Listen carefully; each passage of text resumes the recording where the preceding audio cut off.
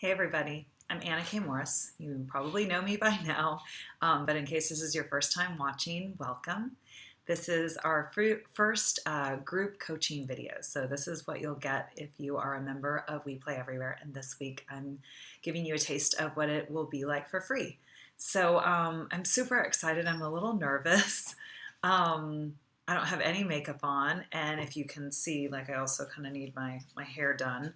And I just really don't feel like putting it on. And I don't want to have a business that requires me to look a certain way because I'm really committed that I'm authentic and that everybody in space get to be their most authentic self. So I chose to do this even though I'm a little uncomfortable and I don't really care. So let's go ahead and get started. I sent out a video on Monday. Every Monday, you'll get a video that has kind of a theme for the week and some coaching for the week. This week, it was all about the future and what you tell yourself about, like, I'm too old, I'm too young, I'm too shy, I'm too stupid, whatever it is, it's usually not nice. And then the questions that have come in between Monday and Thursday, we've had some really great questions, and I'm going to share 3 of them today. And I hope that you get great value. I invite you to listen in a certain way, in a distinct way. So you could watch this video and think, oh, yeah, really good for that person. But rather than do that, what I invite you to do is not listen to this like it's TV, but to listen to this like I'm talking to you. So really look for yourself in the coaching, right? Look for yourself in the questions that people have and then in my response back. I invite you to ask any additional questions. You can post it right here in YouTube. If you would rather it be anonymous, you can send me a personal email to Anna, ANNA, at weplayeverywhere.com. Okay, so without further ado, we're going to go ahead and get started. And you should also know that all the coaching is anonymous, so I won't be sharing anybody's name. And when you become a member, I obviously wouldn't be sharing your name unless you want me to, and that's kind of interesting if you do, but it's up to you. Everybody is anonymous. Okay, so this person shares, when I was writing my list of I wants, so she made a list of I wants. This was from the coaching video on Monday. I noticed it was big things like trips and career stuff that's going to take some logistics. I wanted to know how I could practice this on a more small scale day to day. What would that maybe look like? Okay, so it sounds like you've got a lot of wants and they're really big things. So what I would invite you to do is take a look at what are the feelings that you are looking to get out of the want list? So typically what we do as people, as humans, is we'll take a list and have you have this checklist, right? Like you want X amount in the bank, you want to go to this place and visit, you want this man or woman to be the person, that's with you in life, you want a baby, you want whatever, a dog, I'm just speaking from my own life, I guess. But rather than those things, what I invite you to do, player, is take a look at what doing that big trip would feel like, right? Because it sounds like that would be like you would have a certain experience of yourself if you went on a big trip, right? Like you were bold, you were daring, perhaps, maybe you were peaceful. So I would look for that feeling and then look to see how you can cultivate it in your everyday life. So for example, I'll use myself. I have always wanted to go on an African safari. Like it is the top of my list. And I absolutely don't make any plans to do it, right? Because I don't even know where to start. And we've been budgeting and, paying for a wedding, and I'm starting a business. And like, I have all these reasons about why now is not a good time. But when I look at that coaching for myself, if I were on safari in South Africa and like I would have taken like a photography class and I would know where we were going and all that, like the experience of myself would be that I was a risk taker. Also that I was like a planner, that I like followed through with something, right? Like I had a goal and then I accomplished my goal. Um, yeah, so I think like risk taker and adventure is kind of the feeling that it would evoke. And then also like a sense of pride and freedom. That's another one that would be there for me. Like I would be proud and free. So then looking at that, because I think that it's important to start laying that groundwork, right? So for that big trip, right, that you start working out the logistics, to check that off your list. But also for me, the way that I've been doing that in my life is I was really in a rut around my workouts. And I could feel that I was not like very adventurous in my life. So what I did is I joined ClassPass, which if you don't know about it, go to classpass.com. It's a phenomenal thing where you can go to different places to work out 3 times a month. It's $79 a month. And for me, I really needed to shake things up and take an adventure in my workouts. So that was how I dealt with not going on an African safari, but still getting the feeling of adventure, right? So I've tried some different workout classes, and that's given me a greater sense of pride and freedom, like to meet new people and try new things. So that's what I would recommend for you. Okay. So moving on to the next question. And if you have additional questions, feel free to message me, like I said. Okay, so my next one is a little bit longer, so hang with me here. It's a 2-part question. And the person says, my boyfriend and I are starting couples counseling to figure out the future of our relationship. We love each other very much and have noticed our lives going in 2 different directions lately. Our relationship has felt strained and heavy, hence the couples counseling. Good for you, by the way. Like, seriously. Great. Good. We're trying to keep playfulness alive in the face of being in an uncomfortable place in our relationship and scared of what the future might hold. What do you suggest we do to play everywhere? Okay, so I'm going to answer that before going on. So scared of what the future and uncomfortable. Okay. Keep playfulness alive. Okay, sorry, I just wanted to highlight some words. Okay. So your relationship is going in 2 different directions. That doesn't need to be uncomfortable. And I think the biggest thing that I would say about that is that partnership may not always look like you think it should look. And it depends on what you're really committed to. I know people have all different kinds of relationships, right? I've had relationships with very little in common activity-wise as my partner. And right now I'm married to somebody that we have a lot of activities the same, but we have some big ones that we don't share. And what I'm constantly trying on for myself is that that's not uncomfortable. It's really when there's an expectation that's not being met. So what I would say to you is, what's your expectation in a relationship? And if it's not being met, it sounds to me like that's where the discomfort is, right? It's like you have an expectation that you should be going the same direction. And therefore, it's now uncomfortable and you're concerned for the future. You're scared of what the future might hold, right? And what I'm hearing in that question is that you're not fully being present with the moment and the person that you're with. So what I would advise you to do and what I would coach you to do is to get over there in the other person's world and really hear like what it's like for them, right? And also to be straight about what it is that you want. Like, what are your expectations? Like, what is it that's important to you in a relationship?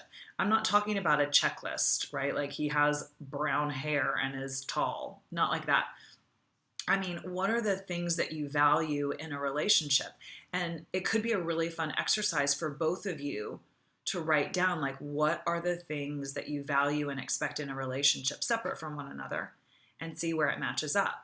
Now, what the future will hold is a more authentic relationship, and that may or may not be together.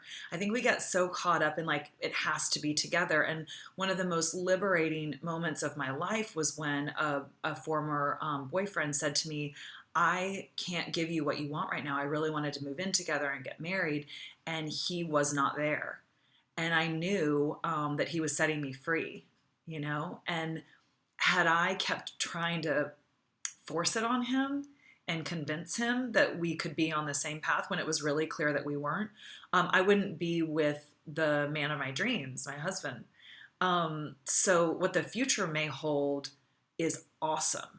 But when you're unwilling to be straight about what you want, the future can look pretty scary, right? Because then it's somebody else's future. So player, what I recommend is have it be your future, right? Really create it from nothing, like out there in the future, no holds bars. What does your partnership look like? Have your boyfriend do the same thing and then come back together, okay?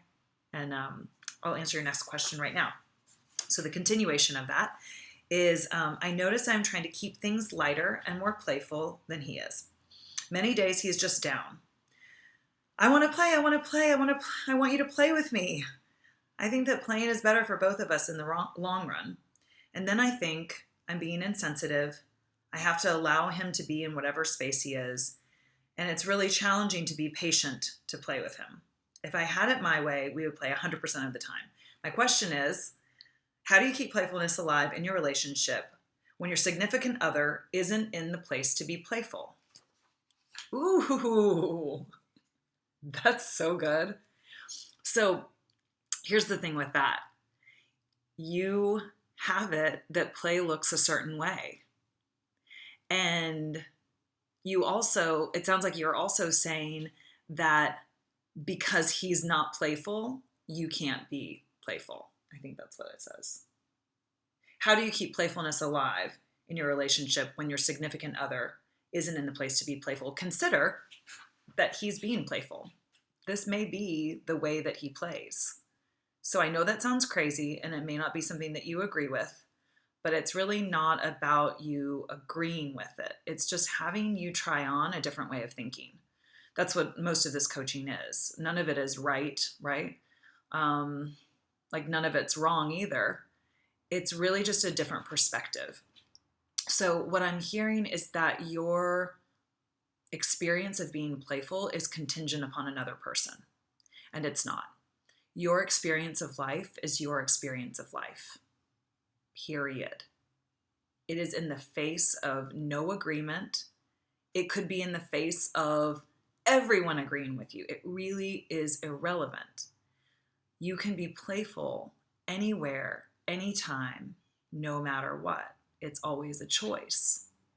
So with him, it sounds like you really want the space and the freedom to be playful. And he probably does too, to be however he is, because however he is perfect. And that's probably something that you really love about him. So my coaching would be to not only accept where your partner is at, but also accept where you're at. And so if you want to go out and play, girl, go out and play. Like find somebody else to play with, right? And then like really be playful with your generosity and with your listening and with your caring of him right now. Because we will all go through different moments in our life. I've been spending a lot of time by myself. And part of me wants to say that I'm really lonely. And then what I realize is in creating this new vision for the company in these videos, like it really takes something. And I need to be alone right now. And I'm so enjoying it. So that to me would have looked like not very playful. Except now I look at it as quite playful. So it really is the lens that you're looking at things through. So I hope that helps you. If not, send me an email. Okay, last question. Okay. Ooh, actually, no, we've got one more after this. Okay. A big limitation I identify with is finances. I'd like to make the leap and go after a dream, but most days I don't believe that I'm financially able. The cold hard numbers of my bank account tell me one thing. Society norms tell me another, and my gut says a third thing. Our world revolves around money. Side note, wouldn't it be fantastic if it revolved around service and helping others? How do you suggest balancing financial reality with risky dreams? Okay, that's interesting. This is what I would say first and foremost. What's that all about that you've got it that dreams are risky? And then your finances are reality. There's something there, and I don't quite know what it is. So if you want to message me privately, please do. But risky dreams, I don't, that's something that you've assigned to it. Like, I wouldn't say that that's risky. I've also been an entrepreneur for a number of years. So to me, it doesn't sound risky. So I would try on like what's going on there for you about dreams. Yeah. And diving deeper into like, what do you actually say about dreams? That they're risky, that they're not safe. Like, did something happen? Right. If you can start to work out some of that, it could really make a difference in your conversation about your dreams. You're saying that the numbers of your bank account tell you one thing, society norms tell you another, and your gut says a third thing. I'm most interested in what your gut has to say. Your gut probably says to go for it, right? And then your bank account says, girl, you got to pay your bills, or boy, whatever. I'll share what happened for me personally, because I am somebody that did that. But I didn't do it in a stupid way. And I don't mean to disregard how other people do it, but I had to pay my bills. And I think that that's a really important point. You know, Elizabeth Gilbert, if you go to the We Play Everywhere Facebook page, I posted an interview with Marie Forleo and Elizabeth Gilbert. It's an interview about her book, Big Magic, and she dives even deeper than I will right now. And she talks about like allowing your creativity to be your creativity and not pay your bills. But I fundamentally believe this, and you may or may not believe this. I believe that energy and money go hand in hand. So where you're in alignment, money can flow there. So if your dream is out of balance with your career, what I would recommend is keep your job. Like, do your job to the best of your abilities. Get super efficient at your job and start your business on the side. That was exactly what I did. It took me about 4 years to be able to leave my job. And that was just, because my job was really easy and made great money. So I didn't have any reason that I needed to leave. So that 4-year plan, could look like quite a long time or quite a short time. It just depends on your perspective. What I would say is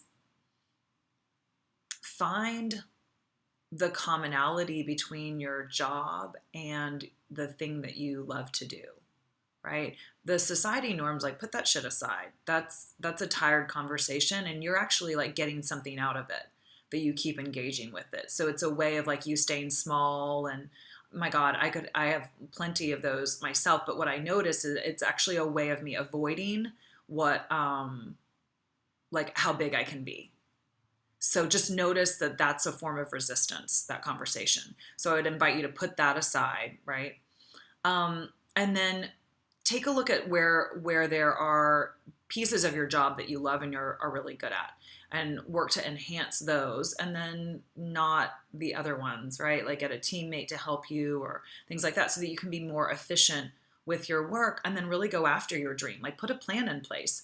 There's nothing noble about quitting your job and not being able to pay your bills. There's just nothing noble about that. I would say that there is, what is it when miracles or when reality meets prep, or when Oh, preparation. Oh, I'm very bad at cliches if you can't tell. But it's about, putting that goal out there and working towards it.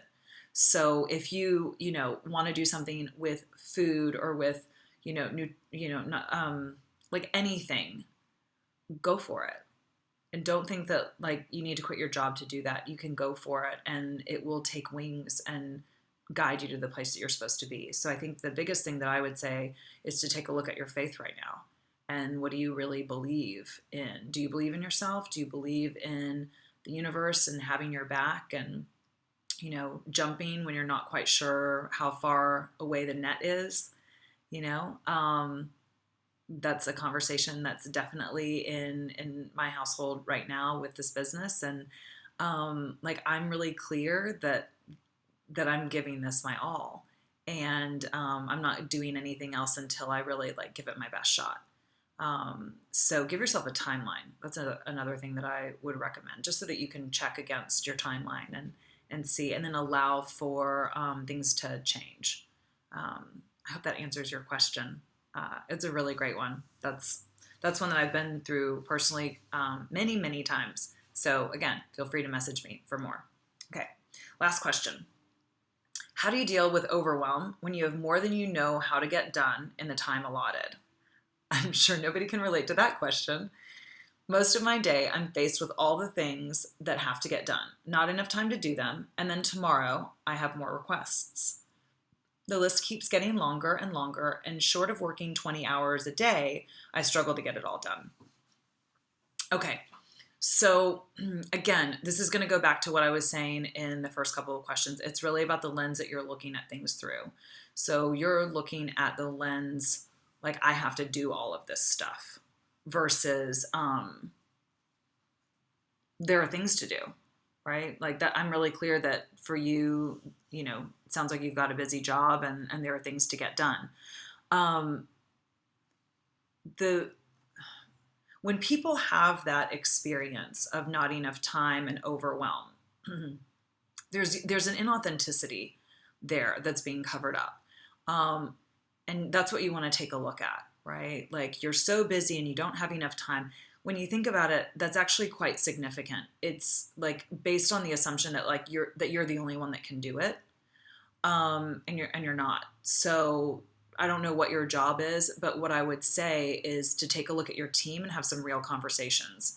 And it could be that you need to have as I call it, a come to Jesus talk with your manager and with your team to really streamline what you guys have going on in the office. Because if you're literally snowed under and not able to accomplish everything and they're all on your plate, then that's an unworkability within your organization. And it's also like kind of stingy.